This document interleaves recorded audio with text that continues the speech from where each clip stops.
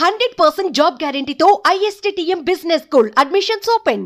చివరిగా ఇంకో ప్రశ్న, పవన్ కళ్యాణ్ చాలా కీలకమైన శాఖలు ఇవ్వటం జరిగింది. ఉప ముఖ్యమంత్రి అనేటువంటి చాలా ఇచ్చారు. ఆయన పర్ఫార్మెన్స్ ఎలా ఉంటుంది? మనకు యాక్టర్గా తనకున్న క్రేజ్ ఏమిటో మనకు తెలుసు, యాజ్ అన్ యాక్టర్గా ఒక స్టార్గా తెలుసు. బట్ పొలిటికల్ పర్సనాలిటీగా, రాజకీయవేత్తగా ఎలాంటి పర్ఫార్మెన్స్ ఇస్తాడని మీరు అనుకుంటున్నారు? కొంచెం ఇమోషనల్ పర్సన్ కదా. అదే ఎమోషనల్ పర్సన్. ఇదివరకు ఎన్నిసార్లు ఎంత ఎమోషనల్ గా మాట్లాడాడో, ఎంత చేశాడో తెలుసు. ఏదో చిరంజీవి గారిని ఎవడో ఏదో అంటే గన్ పట్టుకొని వెళ్ళిన సందర్భాలు కానీ, ఇవాళ పరిణితి చెందిన నాయకుడు ఉన్నాడు అందులో. చాలా ఇప్పుడు గెలిచిన తర్వాత అనొచ్చు కదా, నన్ను ఇట్లా అన్నారు రండి అని పిలవచ్చు, కానీ ఎంత గౌరవంగా ఉండాలో అంత ఉన్నాడు. ఎవరిని విమర్శించట్లేదు, వద్దంటున్నాడు. అభిమానుల ఆవేశం వద్దని అన్నాడు. అన్ని కూడా ఉన్నాయి. తర్వాత ఏమో చంద్రబాబు నాయుడు గారికి ఎంత గౌరవం ఇవ్వాలో ఆయన ఇస్తున్నాడు. ఆయన్ని నీకు ఎంత ప్రేమగా చూడాలో, ఎంత అభిమానంగా చూడాలో, ఎంత వాల్యూ ఇవ్వాలో ఆయన ఇస్తున్నాడు. అన్ని బాగా జరుగుతున్నాయి, డెఫినెట్ గా బాగా జరుగుతుంది. ఎందుకంటే కూటమిలో 3 పార్టీలు ఉన్నా మెయిన్ గా ఈ రెండే. బీజేపీ కూడా ఉంది, బీజేపీకి స్థానం ఉంటుంది. అది వాళ్ళకి మినిస్ట్రీస్ ఏం రావాలో అవి ఇస్తారు, అది వాళ్ళే సెలెక్ట్ చేసుకుంటారు ఎవరికి మినిస్ట్రీ ఇవ్వాలి అనేది గవర్నమెంట్. నందమూరి ఫ్యామిలీతో విశేషమైన అనుబంధం కలిగినటువంటి వ్యక్తి మీరు. చంద్రబాబు నాయుడు గారు, లోకేష్, బాలకృష్ణ గారు, పురంధరేశ్వర్ గారు, ఇద్దరు అల్లుళ్ళు, భరత్, వీళ్ళంతా ఇంతమంది ఆ ఫ్యామిలీలో నుంచి ఎలక్ట్ అవ్వటం. ఒకప్పుడు ఇదంతా వెన్నుపోటు పొడిచిన బ్యాచ్ అనేటువంటి పేరున్నటువంటి ఫ్యామిలీ ఇదంతా. వీళ్ళందరూ కూడా ఆ ఇదిలో ఉన్నారు, ఆ అపనింద మోస్తున్నటువంటి వాళ్ళు. వీళ్ళందరూ ఈ రోజున చక్కని పొజిషన్లో అధికారంలోకి రావటాన్ని మీరు ఎలా చూస్తారు? అంటే మొన్న మినిస్ట్రీస్ ఇచ్చి ఒకసారి చూస్తే చంద్రబాబు నాయుడు గారి విజ్ఞత మనకు అర్థం అవుతుంది. బాలకృష్ణ గారు చూసుకుంటే, బాలకృష్ణ గారు పెద్దలుడు లోకేష్ అనుకోండి, రెండోరుడు భరత్, వాళ్ళందరూ బ్రహ్మాండమైన మెజార్టీ గెలిచారు. చదువుకున్న వాళ్ళు చాలా ఇది ఉన్నది. మినిస్ట్రీస్ ఇవ్వచ్చు. బాలకృష్ణ గారికి కూడా మినిస్ట్రీ ఇవ్వాలి, భర్తకు కూడా ఇవ్వాల. ఒక లోకేష్ మాత్రం ఇచ్చారు. ఇంకా తప్పితే ఇంకెవరికి ఆ ఫ్యామిలీలో ఎవరికి ఇవ్వలేదు. గుర్తు చేసుకోండి. ఆయన కన్నా ఆ ఫ్యామిలీ అన్ని చేసేడితే ఇదిగో మిగిలిన చోట్ల వచ్చినట్టుగా ఆయన కూడా ఫ్యామిలీ అంతా వాళ్ళే చేసుకుంటున్నారు, ఇది చేస్తారు, ఆడే పంచుకున్నారు అనే మాట వచ్చేది.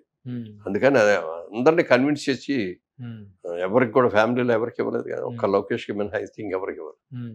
ఇంకా 3 సార్లు గెలిచాడు బాలకృష్ణ గారు. ఉప ముఖ్యమంత్రి ఇవ్వచ్చు ఆయనకి న్యాయంగా. ఎన్టీ రామారావు అబ్బాయి, ఎన్టీఆర్ గారు వారసుడు, ఉప ముఖ్యమంత్రి ఇచ్చి మంచి ఇది ఇవ్వచ్చు. లోకేష్ ఇతనితో పాటు పవన్ కళ్యాణ్తో పాటు ఈయనకి ఇవ్వచ్చు అని అది కూడా వద్దనుకున్నాడు. ఎందుకంటే డిఫరెన్స్ ఆఫ్ ఒపీనియన్ రాకూడదు. ఇది మనం ఎంత చక్కగా కలిసి ఉన్నాం, ఇది చివరిదాకా ఈ కలిసి ఉండాలి. అలా ఉండపోయి ఏయో ప్రాబ్లమ్స్ వచ్చేసి విడిపోయారనుకోండి, మళ్ళీ నెక్స్ట్ ఎలక్షన్ వచ్చేటప్పుడు మళ్ళీ అది డిసడ్వాంటేజ్. ఈ కూటమి బీటలు వారుద్దని ఆశలతో ఉన్న వాళ్ళకి చాలా మంది వాళ్ళకి నిరాశే కలుగుతుంది. కూటమి రోజు రోజుకి కూడా స్ట్రాంగ్ గా అవుతుంది. కాంక్రీట్ కంటే కూడా బలమైన కూటమిగా ఉంది. ఎవరు ఏం చేయలేరు. కేంద్రంలో కూడా మంచి సపోర్ట్ ఇవాళ మనకి ఇంత మెజార్టీతో గెలిచామని ఇక్కడ అనిపిస్తే, రెండో విధంగా ఆలోచిస్తే, మన స్వార్థంగా ఆలోచిస్తే బీజేపీకి ఆ లెవెల్కి తగ్గటం మనకి అడ్వాంటేజ్. ఇవాళ బీజేపీలో మనం తెలుగుదేశం అనేది కలవకపోతే గవర్నమెంట్ లేదు. చంద్రబాబు నాయుడు గారికి చాలా ఆఫర్లు వచ్చినాయి, ప్రైమ్ మినిస్టర్ నీకు ఇస్తాం వచ్చి కరువు అని.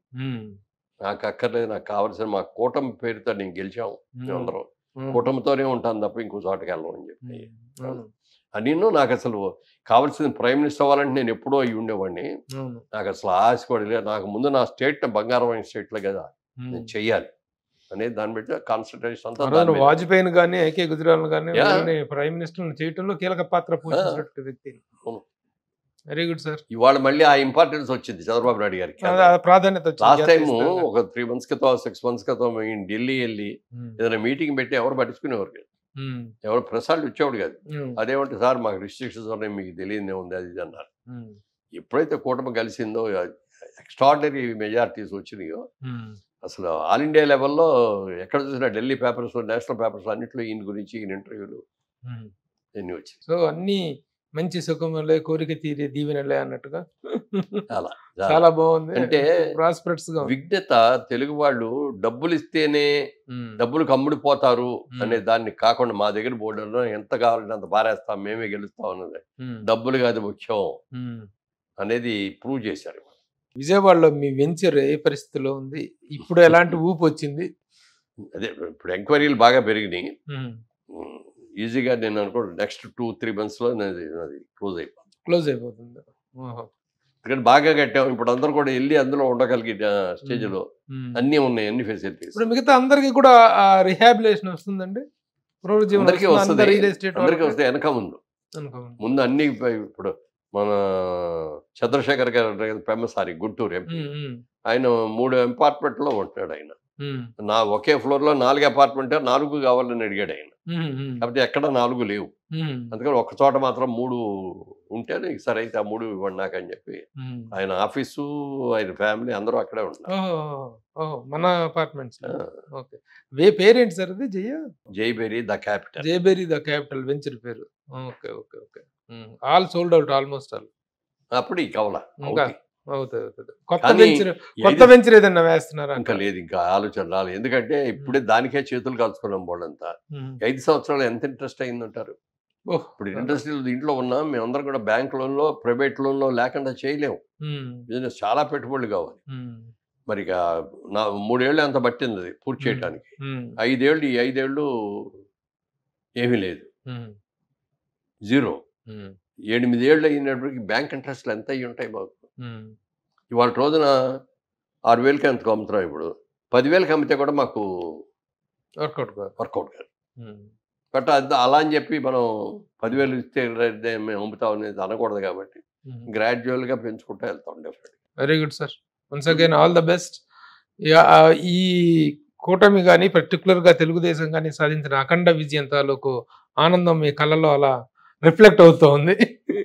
రామోజీరావు గారి విషయంలో అండి, రామోజీరావు కానీ, ఆంధ్రజ్యోతి కానీ, TV5 కానీ వీళ్ళందరూ చేసిన హెల్ప్ ఎంత అంత కదండి. రోజు న్యూస్లో, ఈనాడు న్యూస్లో రోజు 10 నిమిషాలు, పావు గంట సేపు దాని గురించే ప్రతిరోజు చేసుకుంటూ వచ్చాడు. ఆయన రామోజీరావు గారు చివరికి వచ్చినప్పటికి అనారోగ్యం వచ్చేసింది. రిజల్ట్ వచ్చేవరకు నేను ఉంటానా లేదా అనే భయం కూడా వచ్చింది ఆయనకి. ఇంకా 4 రోజులు ఉంది, ఈ 4 రోజులు నేను ఎలా అయినా సరే బతకాలి, ఆ వార్త చూడాలి, నేను చూడాలి అని అనుకుని రోజులు గంటలు సెకండ్ లెక్కేసుకొని రిజల్ట్ వచ్చిన తర్వాత ఆ రోజంతా నాకు ఫ్యామిలీలో వాళ్ళు కొంతమంది చెప్పారు, బయట చెప్పారు, అసలు ఎంత ఆనందపడిపోయాడండి. ఆ మనిషి దిగటం నేను చూడాలి. అలాంటి వ్యక్తికి సరైన గుణపాఠం చెప్పాలి ప్రజలందరూ అని దానికోసం ఎదురు చూశాడు. అది జరిగింది చాలా ఆనందంగా. చంద్రబాబు నాయుడు గారి పట్టాభిషేకం చూడలేకపోయారు తప్ప హ్యాపీగా ఆయన విజయాన్ని చూడగలిగారు. ఎందుకంటే తెలుగుదేశానికి పునాదుల దగ్గర నుంచి హెల్ప్ చేసిన వ్యక్తి ఎవరు అంటే మీడియాలో రామోజీరావు. ఎన్టీ రామారావు వచ్చినప్పుడు కూడా ఆయన ఏం చేశారంటే, ఈయన ఆవేశంగా వెళ్ళిపోయారు, దేశమంతా తిరిగేస్తారు, విపరీతంగా జనం అన్ని బాగా బ్రహ్మాండంగా ఉన్నాయి.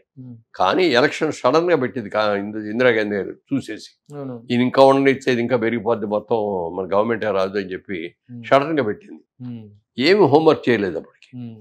చంద్రబాబు ఆయన మీటింగ్లు క్యాన్సిల్ చేసుకొని వచ్చారు ఇక్కడికి. మరి ఇవన్నీ కూడా చాలా ఉంటాయి కదా, అందరినీ కూడా సెలెక్ట్ చేయటం, ఈ ఎంపిక చేయటం, ఇవన్నీ ఏమీ లేదు ఈయన దగ్గర హోంవర్క్. రామోజీరావు గారు ఇలాంటి పరిస్థితి వస్తాయని ముందే ఊహించి అన్ని కాన్స్టిట్యున్సీస్ లో 1, 2, 3 ప్రిఫరెన్స్లు అని చెప్పి పేర్లు లిస్ట్ ఇచ్చారు. తీసుకెళ్ళాడు ఆయన తీసుకెళ్తే ఇదిగోనండి ఈ విధంగా నేను చేశాను, ఇది మీరు ఇందులో సెలెక్ట్ చేసుకుంటే ఆయన ఒకటే అన్నాడు, ఫ్రెష్ క్యాండిడేట్ నాకు ఎక్కువ కావాలండి, నెంబర్ 1 చదువుకున్న వాళ్ళు నాకు కావాలండి, నీతిగా నిజాయితీగా ఉండేవాడు కావాలి, బీసీలు కావాలండి. అంటే బీసీ అనేది తెలుగుదేశం పార్టీకి వెన్నెముక లాంటిది. అందుకని బీసీలే కాదు, ఎస్సీలు కానీ, ఎస్టీలు కానీ అందరికీ అన్ని కులాలకి సమానంగా ఇచ్చారు. నిన్న చంద్రబాబు నాయుడు గారిని చూస్తే కూడా కమ్మాళ్ళకి ఎంతమందికి ఇచ్చాడు? కమ్మాళ్ళు అంటారు కానీ ఎంతమందికి ఇచ్చాడు? కమ్మాళ్ళకి నష్టమే జరిగింది అంటారు రామారావు గారి వల్ల, చంద్రబాబు నాయుడు వల్ల. నిజంగా చెప్పాలంటే అదే ఇదే మేము ఇదివరకు ఉన్నట్టుగానే ఉండేదే, ఎంత ప్రిఫరెన్స్ ఉండేది. సరేలేండి, అది మనకి ఇది కాదు కదా, మనకి పదవులు ఎన్ని వచ్చి పదవులు కాదు ముఖ్యం. పదవులు ఎంటపడవు, పదవులు మన ఎంట పడాలి కానీ మనం పదవులు ఎంటపడకూడదు. మరి రాజశేఖర రెడ్డి గారి గవర్నమెంట్లో కానీ, జగన్మోహన్ రెడ్డి గారి గవర్నమెంట్లో కానీ ఎంతమంది ఆ కాస్ట్కి కమ్యూనిటీకి ఇచ్చారు సీట్లు? అవును, ఈ పదవి వీటి ముఖ్యంగా నామినేటెడ్ పదవులు కానీ, కార్పొరేషన్ గవర్నమెంట్ పదవులు, అడ్వైజర్లు కానీ, చైర్మన్లు కానీ అన్ని వాళ్ళే కదా. అంతమంది ఉండి అన్ని సలహాదారులు ఉండి ఏం జరిగింది? డబ్బులను హంగామాలు పనిచేయవండి. ప్రజలు చూస్తున్నారు ఇవాళ, చాలా ఎడ్యుకేటెడ్ అయ్యారు, చాలా రాజకీయ చైతన్యం ప్రతి ఒక్కళ్ళలోనూ వచ్చింది. అందుకే ఈ రిజల్ట్ ఇచ్చారు. మామూలుగా చెప్పుచ్చు కొట్టుతారంటారు, కానీ ఓటుతో కొట్టారు. ఓటుతో కొట్టారు. Very good sir.